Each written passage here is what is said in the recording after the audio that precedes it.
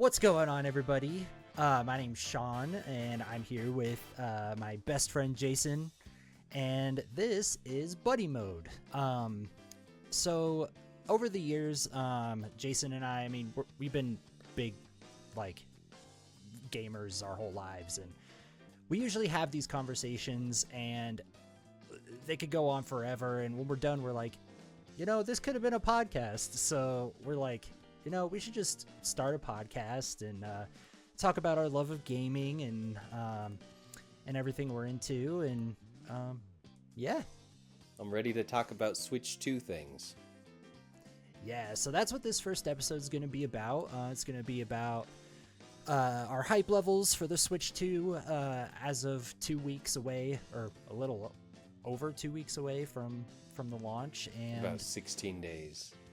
Yeah, 16 days. it's insane. Recording. It feels like just yesterday, didn't they announce it in like January? They're like, there's a direct in April, and now it's like the end of May. Yeah, it's Man. wild. It definitely was a short amount of time for like the turnaround, but I'm feeling every day. I'm feeling the pain of the anticipation every day. It could come sooner. Yep, it definitely could. Like, I'm just looking forward to playing like Mario Kart day one with you guys, because you and your fiance both pre-ordered a Switch 2, right? Yeah, so the pre-order experience was good if you go in person. I know a lot of people struggled online. I know that wasn't good.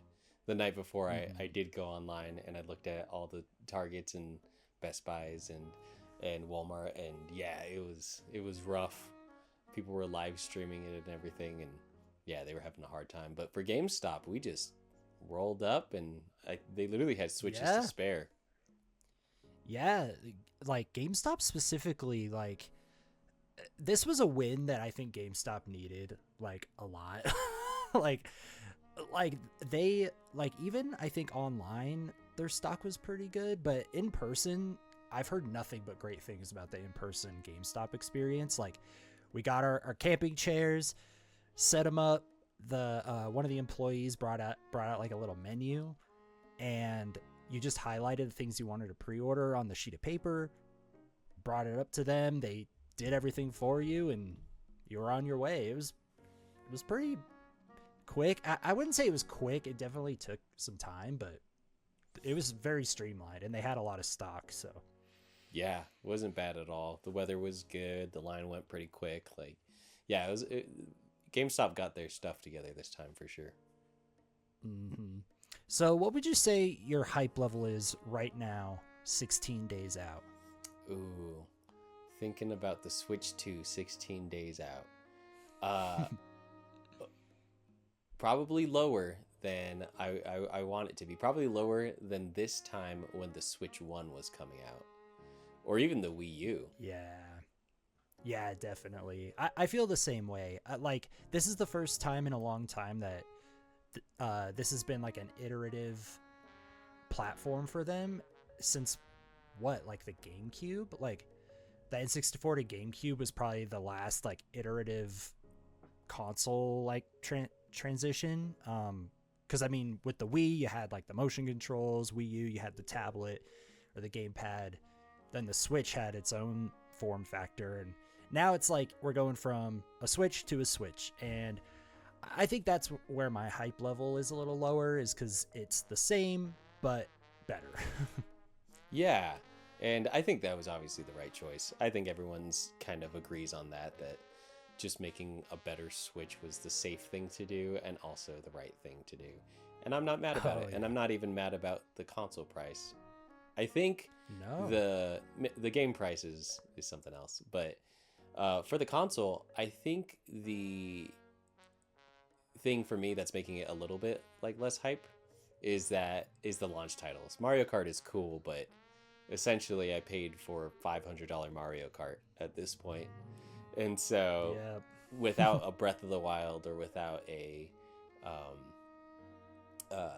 like a single player adventure game like on launch day. I know Donkey Kong's coming the next month, and that's exciting and cool. But just like a serious single player adventure game, something like Zelda or even like the Marios, that would have been an awesome launch title. But Yeah. I do think that they were trying to let Donkey Kong have an opportunity, at least a chance. Yeah. And same with like Definitely. Metroid. Yeah. Not just I can imagine year 2 being the time for Mario and but at least giving these other characters a chance for sure. Mm-hmm. Yeah, I'm shocked about a couple things. Like, so we still don't even have a solid date for Metroid yet.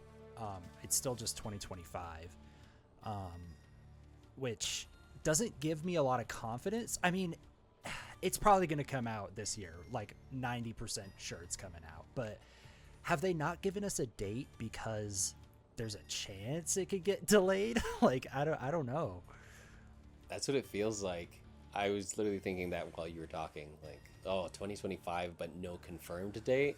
Yeah, that feels like it's gonna push over.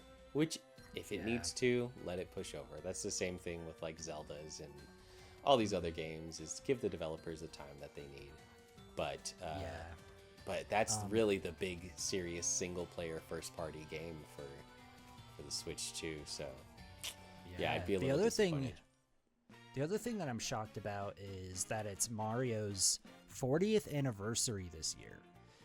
And they haven't said or done anything for it. Like, the 35th anniversary, I mean, we got tons of stuff for the 35th. And you would think, like, 40 would be maybe a little bit more important. Or, not important, but, like, I don't know. Like, it's a spectacle. And they haven't even acknowledged like 40 years, I don't think, at all yet. So that's why I was like 100% certain that we'd get a 3D Mario for this anniversary. And so far, all we've gotten is a Mario Party Jamboree like upgrade, and that's it. And they like painted a United Airlines or a Japan Airlines plane as Mario or something like that. I forget. Oh yeah. Someone could have made a lot of money betting against me, because I would have bet so much that Mario was coming out this year. Oh yeah. But yeah, I think that ship sailed for 2025 at least. Yeah, like especially since it's all but confirmed that the Odyssey team is making the Donkey Kong game. Like, I mean, I don't know how big that team is, but there's no way they're making two like full-on 3D platformers at the same time. I mean, yeah, I could be wrong, but they're probably putting all their stock in Donkey Kong, maybe. And I think the Mario game still exists. There's no way it's not coming in the next year, or at least an announcement. You know, like I could see Nintendo having the bandwidth for both now. Like to being able to have a Zelda in the background that's constantly getting worked on, and even maybe before Tears of the Kingdom, you know, was released, like I could see them shifting gears and thinking, okay, so we know that this isn't going to be, we're not going to go back to this same exact Hyrule anymore. We're going to have to come up with something new.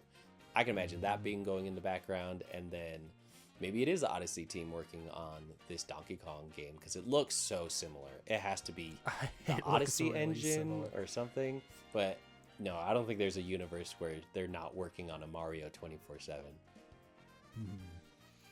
So, since we were talking about launch titles, which launch titles are you like the most excited for? Like, I guess Mario Kart's really the only first party one, but what about like third party ones? Like, are you planning on picking anything up day one? Yeah, I mean, we could talk about Mario Kart more maybe after we fire off these ones. But Cyberpunk, even though I already have, over 100 hours on that one, at least that I'm tracking on my PC. So Cyberpunk will be super cool to have in a smaller form factor. It'll be cool to have a native port, because I do have it on the Steam Deck, and it struggles. It's pretty rough sometimes because it's just a PC version, and it has the whole API or like the calls translations and everything. Like, you're still just gaming on a little handheld PC. So to have like a native port will be super exciting. And after watching footage of the gameplay of Cyberpunk, like there it's hitting in, I think, quality mode. It's hitting 30 FPS pretty consistently. It dips down to 29, maybe 28 during like some more like combat scenes, but when you're walking around the city, it seems to stick to that solid 30 at a good resolution. But so that means that once it's in performance mode, it'll run even better, ideally, preferably around that 40 FPS range, I think is what they were targeting. So Cyberpunk, Man, in like a awesome. really nice form factor, that with a native port, that's pretty exciting. And then bonus points that they're putting the game on the cartridge, unlike pretty much every other third party. I know. Absolutely have to support Cyberpunk day one. Yeah. Awesome. Yeah, I'm looking forward to playing that too. Yeah, I don't know if it's a day one get for me because I'm getting the console and the Pro controller, and I think I got something else like a screen protector. Yeah. So like, as far as like the big investment games, I'm probably just gonna maybe delve into some like indie titles or something like in the launch window. But I definitely want to play Cyberpunk on the Switch too, because I haven't played it at all on anything. So this will be like my first experience with it. So that'll be exciting. I pulled up a list of launch titles here because I couldn't remember all of them. Right. I think I might try the Deltarune games. Right. Yeah. Because chapters 1, 2, 3, and 4 are all coming out on launch day. 1 and 2 I think are already out, but 3 and 4 they're not out yet, and they're launching first on Switch too. So that's so cool. Yeah. Yeah, I think it's like a timed exclusive. Yeah, I played through Undertale entirely, and I tried to do a pacifist route, but ate the snowman. I remember that. I think I was there when you ate the snowman or something. Yeah. And then, so yeah, I have good memories of Undertale. And then I did get into Deltarune a little bit, but I never beat it. So that'll be a good time to, or at least, the first parts when it was first coming out. So that'll be a good time to get it day one on the Switch. How are you feeling about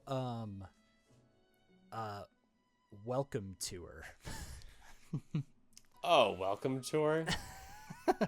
I may never, in the next 8-year life cycle of the Switch 2, I will probably never buy Welcome Tour. I'll watch a YouTube video on it, maybe, but even those, even the demo was enough. The demo from when they were announcing everything, the treehouse, like, I got the gist. If I want to know how the Switch 2 works, I'll use it. I'll look at the Joy-Cons. It's a $10 interactive manual for the console, like... Yeah, we could go on forever about that, but like, yeah, I think it should have just been a pack-in, and I think 99% of the population think it should have been a pack-in too, but I don't know, maybe if I get bored like towards the end of the life cycle, I'll be like, let's get it. Like, it's a piece of Nintendo history, but True. I'm not gonna spend $10 like day one on this thing. Like, I don't know. Yeah. No, I'm definitely not super excited. It's no Wii Sports and it's no Nintendo Land. So, because it's like it's a single player experience. It's not like Nintendo Land or Wii Sports where it's like, yes, it's or 1-2 Switch, which wasn't a pack in, but still more of a game than this. It's like, yeah, I can't like bring my mom over to play Welcome Tour. Like, yeah, what are they thinking? Like, it's so dumb. Yeah, that's a pass for me for sure. But for other games, Donkey Kong's not a launch title. What other launch titles are there? Okay, so I have a list up. We got Mario Kart, the Switch 2 editions of Breath of the Wild and Tears of the Kingdom, which I think I will get day one just to like mess around with. Yeah, we have the Nintendo Online account, so you get it for free. Yeah, that's right. Because like I probably won't do full-on playthroughs of those games anytime soon, but just to see like the enhancements and stuff, I'll definitely try those out. Definitely. We got the Nintendo GameCube, Nintendo Classics, Wind Waker, Right. F-Zero GX, and Soul Calibur 2. Which you Welcome get included. Tour. Yeah. Yep. We got Welcome Tour, Deltarune, Split Fiction, which I haven't played yet. So maybe I'll play it on the Switch, and that uses the game share function. Yeah.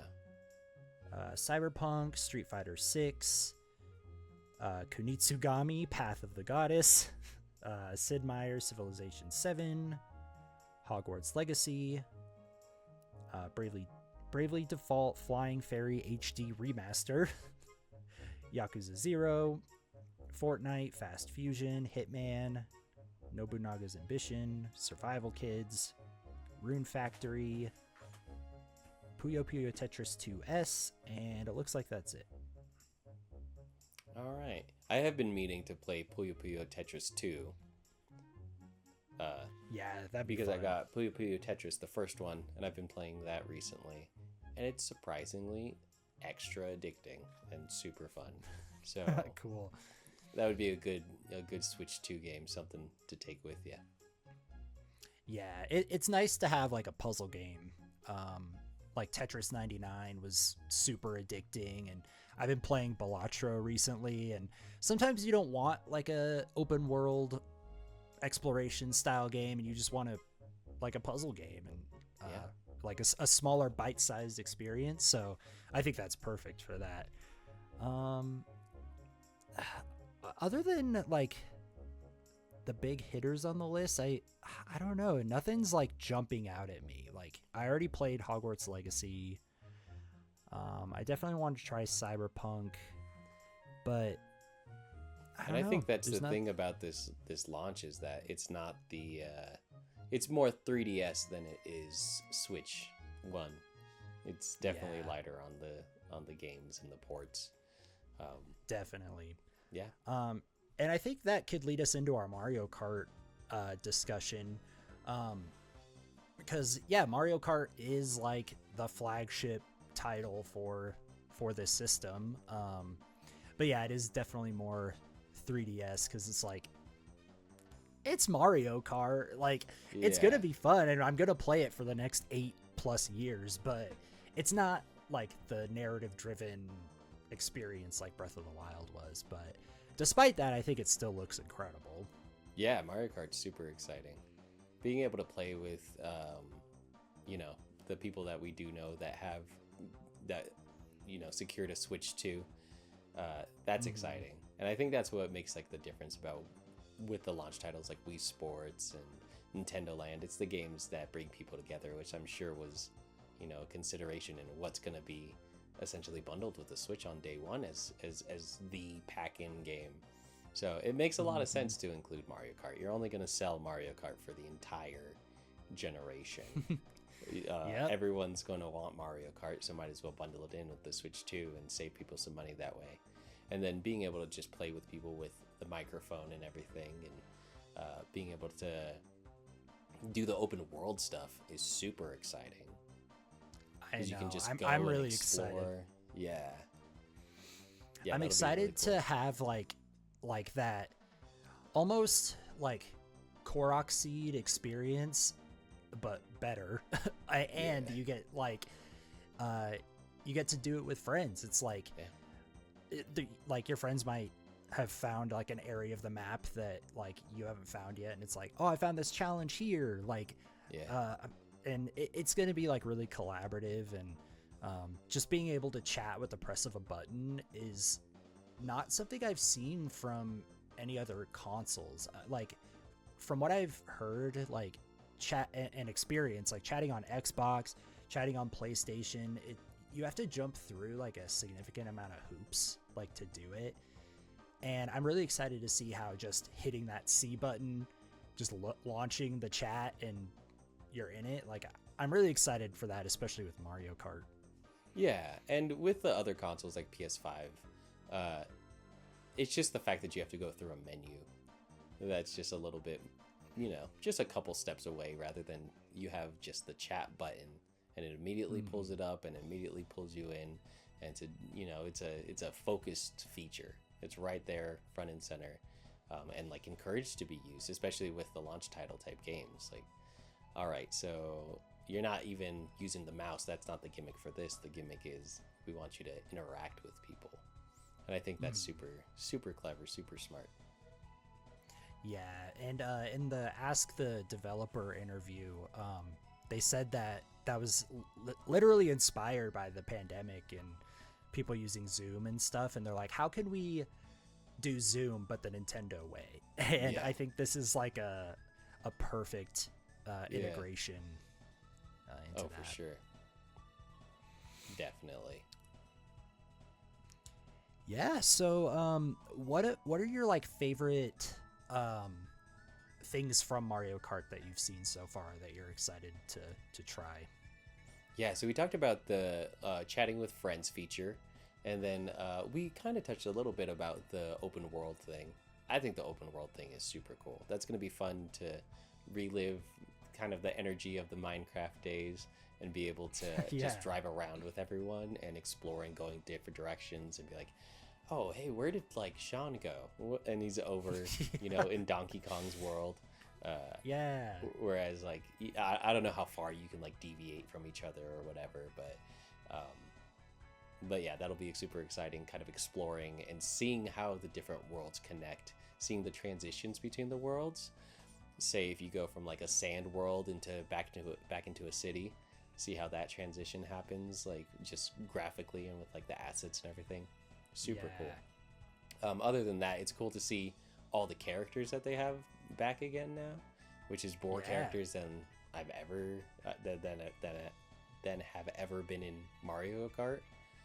So that's super exciting that you could just be a dolphin. and on a dolphin motorcycle, I think. Like super there's like the cool. dolphin, and the motorcycle was literally just like the dolphin again. And it's exciting to get away from Mario Kart 8 finally after however many years, 9 years, something like that, maybe more. It's 2014, I think. So that's 11 years. Jeez Louise. I remember we just recently played Mario Kart on my birthday, and it was fun, but I also just felt like I was on autopilot, like, because I know like all the courses like the back of my hand now, and it's just hold A and go, and like I'm excited to be challenged again by the game, because I mean these are going to be mostly all new courses, I believe. There's definitely some returning ones, but even those look reimagined to a point where it's not even the same course really. So, that's awesome. That and the skills or the new tech that you'll be able to do, where you'll probably go online for the first time, see somebody do something wild like a wall run, like grinding on a rail into a wall run or something. You're like, oh, I didn't know I could do that, or how did they do that? That'll be exciting to do that. Oh, it's not just hold gas. It's you can also do tricks and cool stuff. So I think that'll be the moment where it's like, oh, it clicks now. It's a whole open world, and you have more movement options, and in a weird way, it's almost like a platformer that you're able to do all those different movement options. It's like they combined like a racing game and a collectathon platformer. Right. That's cool. It's awesome. It's like, is this our 3D Mario that we've gotten? Like, is this it? And then Mario gets out and runs around, and then it's just a whole nother game. That's what they're hiding. That'll be like, that would be crazy, dude. That would be awesome. It was both the whole time. For me, I think what I'm excited about is all the costumes. So like each area offers a different like type of food that influences what costume you get. So if you go to like an Asian influenced one, you get like the kimono, and you go to the New York one and you get the jeans because you're an American. Like I don't know, like seeing all that kind of stuff is gonna be cool. Because some of them are like pretty like out there looking. Like I think I saw like a Mad Max style like Wario or something at some point, or Yeah, like I don't know. It's really cool to see the developers like get creative with these costumes.